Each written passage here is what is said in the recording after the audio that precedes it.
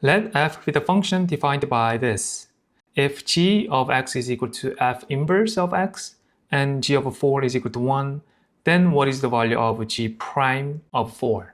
If the function g is equal to f inverse function, then we know that g prime of x is equal to 1 over f prime of g of x.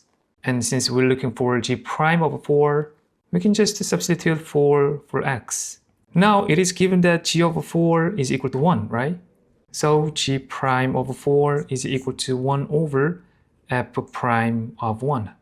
The derivative of f of x is equal to that 6x squared minus 3. So f prime of 1 is equal to 6 times 1 squared minus 3, which is 3. So g prime of 4 is equal to 1 over f prime 1, and that is equal to 1 over 3, right?